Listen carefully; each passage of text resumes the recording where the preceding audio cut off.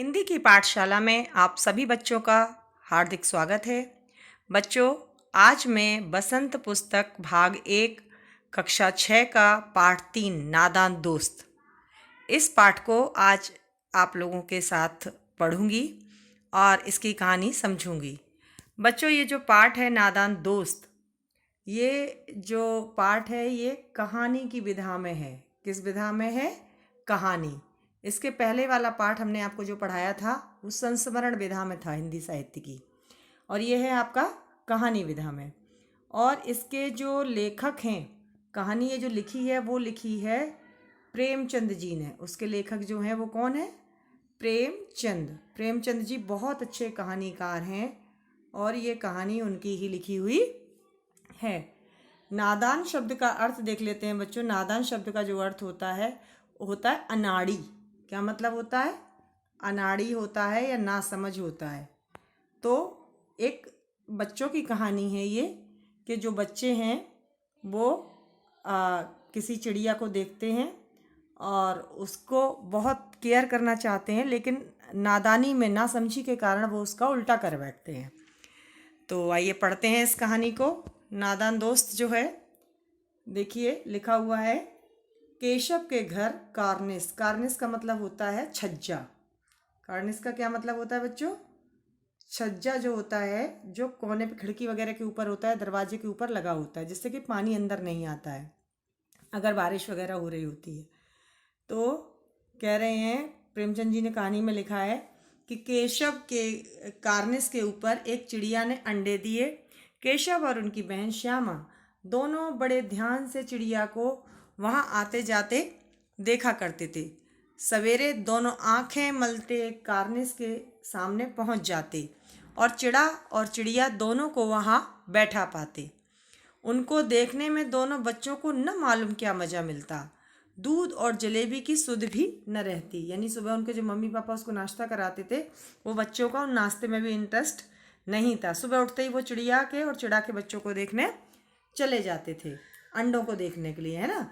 कि अंडे उनके दोनों के दिल में तरह तरह के सवाल उठते कि अंडे कितने बड़े होंगे, किस रंग के होंगे, क्या कितने होंगे, क्या खाते होंगे। छोटे छोटे बच्चों के दिमाग में बहुत सारे सवाल होते हैं। तो ऐसे ही सवाल जो थे वो इन बच्चों के मन में भी हो रहे थे। एक तो केशव और दूसरा बच्चा कौन सा था? श्यामा। केशव और श्यामा ये दोनों ही इस कहानी के पात्र हैं जो बहुत ध्यान से इन अंडों को देखा करते थे। तो आइए देखते हैं आगे कहानी में क्या कहा जा रहा है, और आगे सोचते हैं कि उनमें से बच्चे जो हैं वो किस तरह निकल आएंगे, यानी अंडे क्या खाते होंगे, कैसे करते होंगे, ये सब चीज़ें वो सोच रहे थे। उनमें से बच्चे किस तरह निकल आएंगे, बच्चों के पर कैसे निकलेंगे, पर का मतलब पंख, पंख कैसे निकलेंगे, घोंसला कैसा है। लेकिन इन बातों का जवाब देने वाला कोई नहीं था उनके घर में, ना अम्मा को, यानी उनकी ना माँ को था, और क्योंकि माँ को घर के काम धंधों से फुर्सत नहीं थी, वो घर के कामों में लगी रहती थी।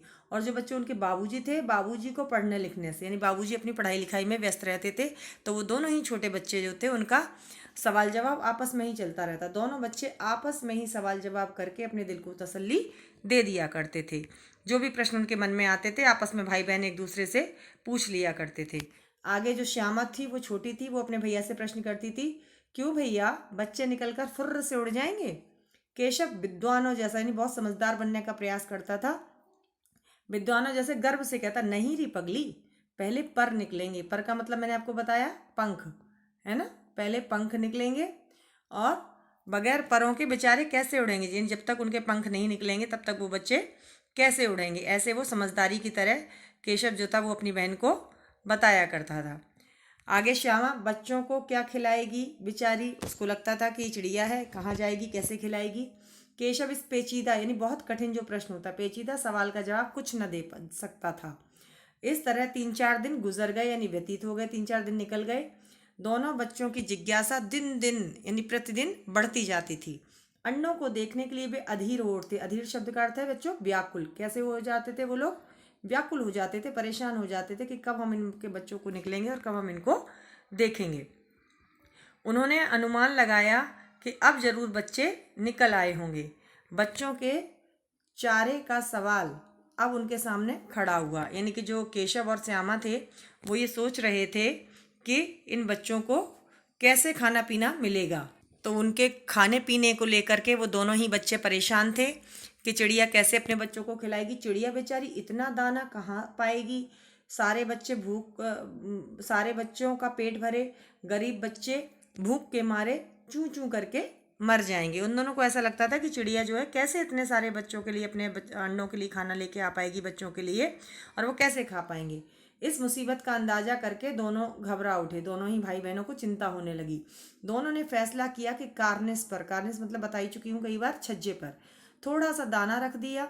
श्यामा खुश होकर बोली, तब तो चिड़िया को चारे के लिए कहीं उड़कर न जाना पड़ेगा ना। यानी कि उसको ये लगा कि हमने इन चिड़िया की हेल्प कर दी है और चिड़िया को कहीं और नहीं जाना पड़ेगा। केशव कहता, नहीं, तब क्यों जाएंगी, यानी जब चिड़िया को खाना यहीं मिल जाएगा तो फिर वो क्यों जाएगी कहीं और।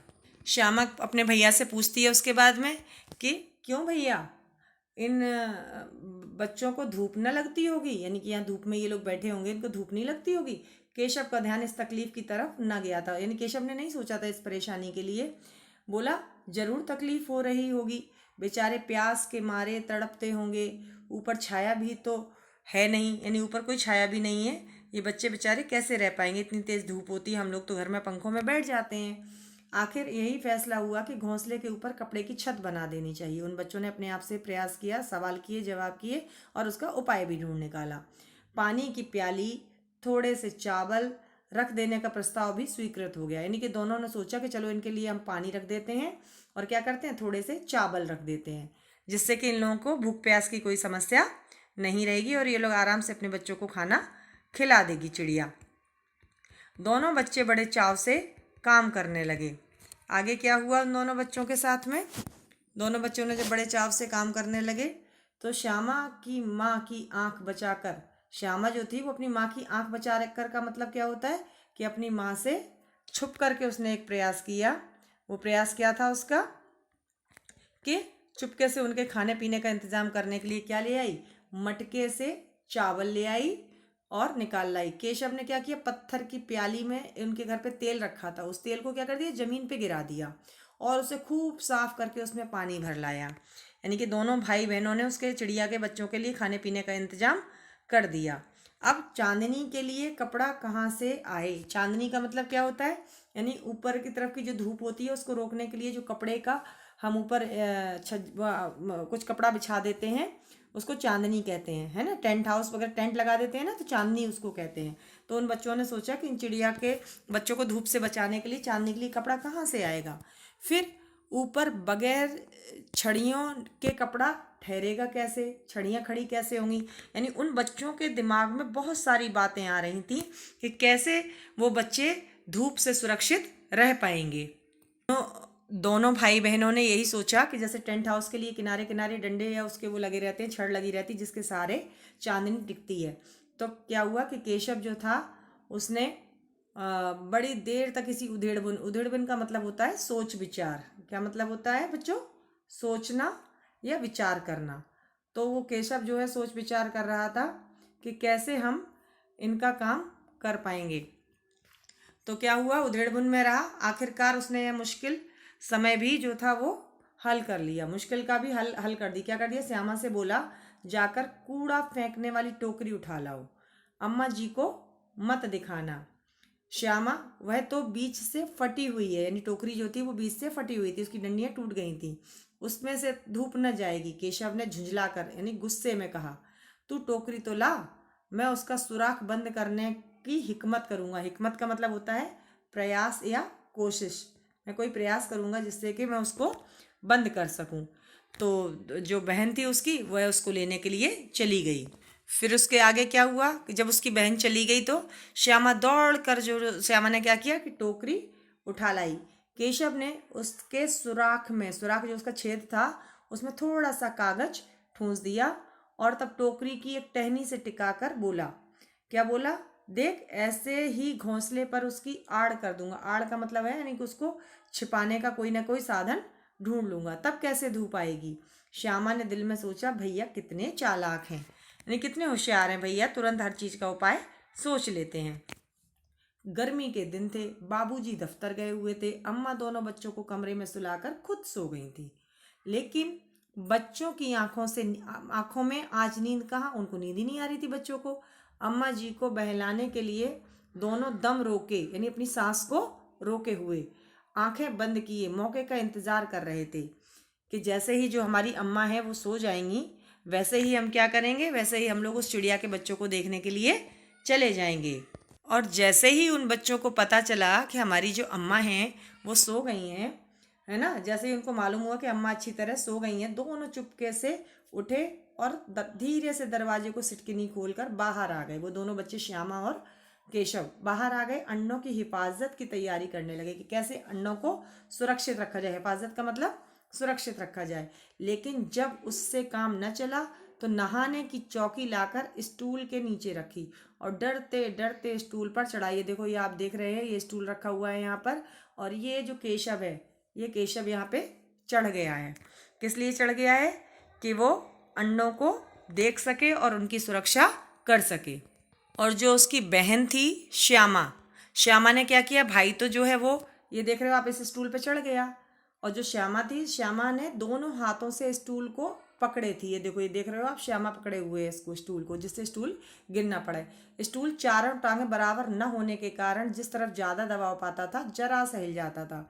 आप जानते ही हो कि अगर एक पैर ना हो इनका, ये स्टूल का, तो क्या होता है, हिलता डुलता रहता है लगातार, है ना। तो दोनों हाथों से कार्निस पकड़ लेता, यानी जो उसका भाई था वो अगर स्टूल हिलता होता था तो वो क्या कर लेता था, छज्जे को पकड़ लेता था और सुरक्षित रहता। और श्यामा को दबी आवाज़ से डांटता, अच्छी तरह पकड़। होता है ना भाई बहनों का कि बहन ने ढंग से नहीं पकड़ाया इसलिए कहीं ऐसा ना हो मैं गिर जाऊं, तो उसका भाई उसको डांट देता था, यानी कि उसका भाई उसकी डांट लगा देता था। जब डांट लगा देता था तो क्या होता था कि वरना उतर कर बहुत मारूंगा, अगर तूने इसको ढंग से नहीं पकड़ा तो जब मैं उतरूंगा तो तुझे बहुत मारूंगा। मगर बेचारी श्यामा का दिल तो ऊपर कार्निस पर था, उसका भी मन कर रहा था मैं भी छज्जे पे देखूं। बार बार ध्यान इधर उधर चला जाता और उसके हाथ ढीले पड़ जाते और स्टूल जो था वो हिलने लगता था। केशव ने ज्यों ही कार्निस पर हाथ रखा तो दोनों चिड़ियाँ उड़ गईं, जो चिड़ियाँ थीं वहाँ पर वो उड़ गईं। केशव ने देखा कार्निस पर थोड़े तिनके बिछे हुए हैं, यानी वो घोंसला बनाने के लिए चिड़िया अपना लेके आई थी। उन पर 3 अंडे पड़े हुए हैं। जैसे घोंसले उसने पेड़ों पर देखे थे वैसा कोई घोंसला वहाँ पर नहीं था। श्यामा ने नीचे से पूछा, कै बच्चे हैं भैया? उसको लगा कि भैया तो देख रहा है, तो भैया से जल्दी से उसने पूछा, भैया ऊपर कितने बच्चे हैं? केशव ने क्या किया, केशव बोला 3 अंडे हैं, अभी बच्चे नहीं निकले हैं। यानी कि वो तीनों के तीनों जो उसने देखे थे वो क्या थे, वो अंडे ही थे। जब तक चिड़िया उन बच्चों अंडों को सेती नहीं है तब तक वो बच्चे नहीं बनते हैं। तो श्यामा नीचे से बोली, जरा हमें दिखा दो भैया कितने बड़े हैं? उसने भोलेपन से पूछा। केशव बोला, दिखा दूंगा, पहले जरा चिथड़े ले आओ। चिथड़े होते हैं यानी कपड़े जो होते हैं जो पुराने हो जाते हैं उनको फाड़ के जो हम छोटे छोटे टुकड़े बना लेते हैं उनको चिथड़े कहते हैं।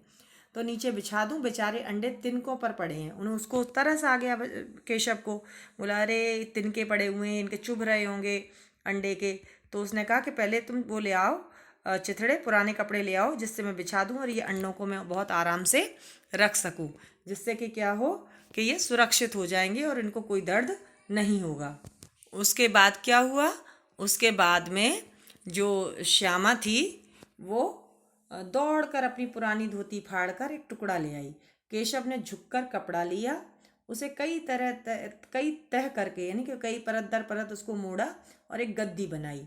उसे तिनकों पर बिछाकर तीनों अंडे जो थे धीरे धीरे उठाकर उसके ऊपर रख दिए। उसको लगा कि मैंने चिड़िया के अंडों को सुरक्षित रख दिया, अब इन्हें कोई तकलीफ नहीं होगी। श्यामा जो नीचे खड़ी थी उसने फिर कहा, हमको भी दिखा दो भैया। केशव बोला, दिखा दूंगा, पहले जरा टोकरी तो दो, ऊपर छाया कर दूं। यानी उसको लगा कि ये धूप हो रही होगी, इनको धूप लग रही होगी तो छाया भी कर दूं। श्यामा ने टोकरी नीचे से थमा दी, पकड़ा दी, भाई को थमाने का मतलब पकड़ा दी। वह बोली, अब तुम उतर जाओ, मैं भी देखूं। केशव ने टोकरी को एक टहनी से टिकाकर कहा, जा दाना पानी की प्याली ले आ, मैं उतर आऊं तब तुझे दिखा दूंगा। यानी उसने अपनी बहन से कहा कि पहले मैं उतर जाऊंगा तब तू देख लेना, और अभी इनके लिए, अब मैं यहाँ पे एक बार मैं ऊपर खड़ा हुआ हूँ तो सारा सामान इनके लिए एक जगह रख दूँ। फिर क्या हुआ, फिर हुआ कि श्यामा जो थी वो प्याली और चावल, यानी प्याली जो पानी के लिए तैयार की थी केशव ने, और चावल जो उसने मटके से निकाले थे वो ले आई। केशव ने टोकरी के नीचे दोनों चीजें रख दी और आहिस्ता से उतर गया। आहिस्ता मतलब धीरे से उतर गया। श्यामा जो थी ना, उसने गिड़गिड़ाकर यानी निवेदन करके कहा, अब हमको भी चढ़ा दो भैया। यानी उसका जो मन था वो बड़ा परेशान था, बार बार वो उन बच्चों को देखना चाह रही थी। केशव ने फिर क्या कहा, जब उसने कहा कि हमको भी चढ़ा दो भैया, तो केशव ने कहा कि तू गिर पड़ेगी। उसको लगा उसकी बहन छोटी है, गिर पड़ेगी। श्यामा बोली, न गिरूंगी भैया, तुम नीचे से पकड़े रहना। केशव ने बोला, न भैया, कहीं तू गिर पड़ी ना तो अम्मा तो मेरी चटनी ही कर डालेंगी। उसको लगा कि जब बड़े भाई की डांट पड़ जाती है, अगर छोटे बच्चे शोर मचाते हैं तो, या कोई परेशानी होती है उनको, कहेगी कि तू नहीं चढ़ाया था, क्या करेंगी देखकर, क्या करेगी देखकर। अब अंडे बड़े आराम से हैं, तब बच्चे निकलेंगे तो उनको पालेंगे। उसने कहा, तू चिंता न कर, मैंने उनका सारा इंतजाम कर दिया है। दोनों चिड़ियां बार बार कार्निस पर आती थीं और बगैर बैठे ही उड़ जाती थीं। केशव ने सोचा, हम लोगों के डर से नहीं बैठती। स्टूल उठाकर कमरे में रख आया। यानी उसको लगा हम लोगों को देख रही है, इसलिए चिड़िया अभी अपने अंडों के पास नहीं जा रही हैं। चौकी जहाँ की थी वहाँ रख दी। यानी सारा सामान उन बच्चों ने, अपनी मम्मा की डांट ना पड़ जाए इसके लिए, सारा सामान सिस्टमेटिक तरीके से जो जहाँ था वहीं पर रख दिया। अब देखते हैं कहानी में आगे क्या होता है। फिर आगे क्या हुआ। आगे श्यामा ने आंखों में आंसू भरकर कहा, क्या कहा आंसू भरकर, तुमने मुझे नहीं दिखाया, मैं अम्मा जी से कह दूंगी। जब छोटे बच्चों के मन की बात नहीं होती है तो वो कह देती हैं। केशव बोला, अम्मा जी से कहेगी तो तुझे बहुत मारूंगा, कहे देता हूँ। उसने धमकी दी अपनी बहन को। श्यामा बोली, तो तुमने मुझे दिखाया क्यों नहीं। केशव बोला, और गिर पड़ती तो 4 सर न हो जाते। यानी उसको लगा अगर मेरी बहन गिर पड़ती तो उसका सिर फट जाता। श्यामा कहती, हो जाते तो हो जाते, देख लेना, मैं कह दूंगी। यानी उसने अपने भाई को धमकी दी। होता है ना छोटे भाई बहनों के बीच में, कोई बात आप अपने मम्मी पापा से छुपा रहे होते हो तो दोनों भाई बहन एक दूसरे को परेशान करते हो, कहते मैं मम्मी से शिकायत कर दूंगी, मैं मम्मी से शिकायत कर दूंगी। ऐसे ही श्यामा ने भी अपने भाई से कहा। आगे क्या हुआ कि इतने में कोठरी का दरवाजा खुला। माँ ने धूप से आंखों को बचाते हुए कहा, तुम दोनों बाहर कब निकल आए। मैंने कहा ना था कि दोपहर को ना निकलना। किसने किवाड़ खोला। यानी माँ उठ चुकी थी तब तक, और माँ ने बच्चों से पूछा, भाई किसने कहा था तुमको ऐसे निकलने के लिए। हाँ,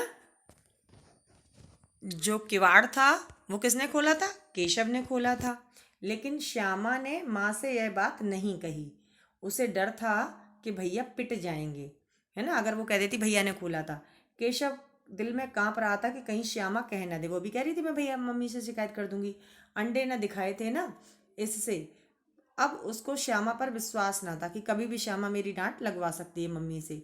श्यामा सिर्फ मोहब्बत के मारे चुप थी, या इस कसूर में हिस्सेदार होने की वजह से। इसका फैसला नहीं किया जा सकता। शायद दोनों ही बातें थी। यानी लेखक जो मुंशी प्रेमचंद जी हैं वो कह रहे दोनों ही बातों से श्यामा ने जो है मम्मी को सही बात नहीं बताई कि दरवाज़ा किसने खोला। माँ ने दोनों को डांट डपट कर फिर कमरे में बंद कर दिया और धीरे धीरे उन्हें पंखा झलने लगी। अभी सिर्फ 2 बजे थे। बाहर तेज लू चल रही थी। गर्मियों के दिन में लू चलती है, गर्म हवा चलती है। अब दोनों बच्चों को नींद आ गई और दोनों ही जो बच्चे थे वो क्या हुआ कि सो गए। सोने के बाद में क्या हुआ, जब वो दोनों सो गए, दोनों बच्चे जब सो गए तो फिर क्या हुआ कि 4 बजे यकायक श्यामा की नींद खुली। यकायक शब्द का क्या अर्थ होता है, अचानक। यकायक का मतलब होता है अचानक। यानी कि जब दोनों लोग 2 बजे से सो रहे थे और जब 4 बज गए तो अचानक से श्यामा की नींद खुल गई। फिर क्या हुआ कि किवाड़ खुले थे और वह दौड़ी हुई कार्निस के पास आई। यानी उसको लगा रहे दरवाज़ा खुला, जल्दी से जाके देख के आऊँ। कार्निस की ओर ऊपर आई, ऊपर की तरफ ताकने लगी। टोकरी का पता ना था। यानी जो टोकरी लगा रखी थी उसके भाई ने वो गायब थी। संयोग से उसकी नज़र नीचे गई तो वह उल्टे पांव दौड़ती हुई कमरे में जाकर जोर से बोली, भैया अंडे तो नीचे पड़े हैं। बच्चे उड़ गए। उसको लगा कि अंडे जो हैं वो नीचे पड़े हुए हैं।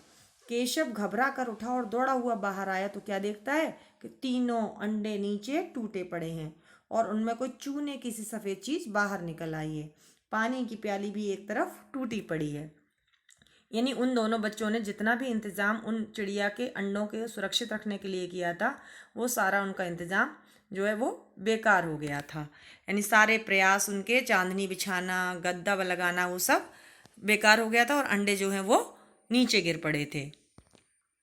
उसके बाद क्या हुआ, उन्होंने देखा जब अंडे नीचे गिर पड़े थे, वो दोनों बच्चे ही तो थे छोटे से, उनके चेहरे का रंग उड़ गया, यानी कि वो बहुत परेशान हो गए। ऐसा लगा कि अब बहुत बड़ी सजा मिलेगी। सहमी हुई, सहमी का मतलब डरी हुई, है ना। तो डरी हुई सी जो थी उनकी आंखों से जमीन की तरफ देखने लगी, अपनी डरी हुई आंखों से जमीन की तरफ देखने लगी। श्यामा ने पूछा, बच्चे कहाँ उड़ गए भैया? केशव ने करुण यानी दुखी स्वर से कहा, अंडे तो फूट गए। श्यामा, और बच्चे कहाँ गए? केशव, तेरे सर में। उसने गुस्से के मारे उसको जवाब दिया कि तेरे सर में चले गए बच्चे, है ना। देखती नहीं है, अंडे में से उजला उजला पानी निकल आया है ना। उसको समझदार था क्योंकि उससे थोड़ा सा बड़ा था। उजला उजला पानी निकल आया, वही तो 2-4 दिनों में बच्चे बन जाते। चूंकि देखो श्यामा छोटी थी, श्यामा को नहीं पता था, उसने अंडे फूटे हुए देखे तो उसे लगा बच्चे निकल गए।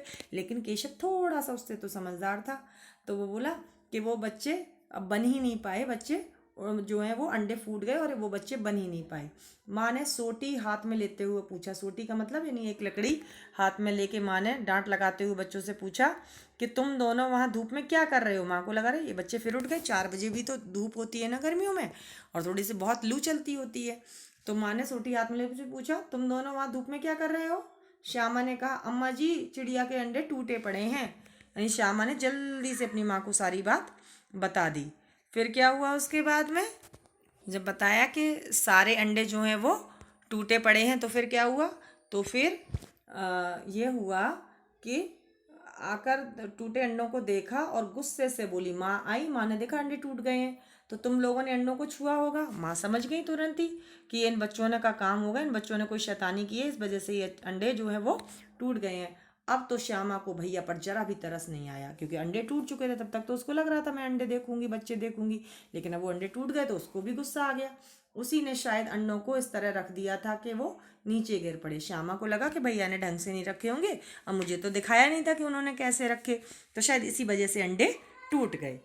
इसकी उसे सजा मिलनी चाहिए, उसने अपने मन में सोचा। बोली, इन्होंने अंडों को छेड़ा था अम्मा जी। यानी उसने तुरंत ही अपनी माँ से पूरी पूरी शिकायत कर दी कि माँ, भैया ने इन अंडों को छेड़ा था। तो जैसे ही श्यामा ने ये बात कह दी कि मम्मी, भैया जो है ना केशव, उसने इन अंडों को छेड़ा था, तो माँ ने केशव से पूछा, क्यों रे?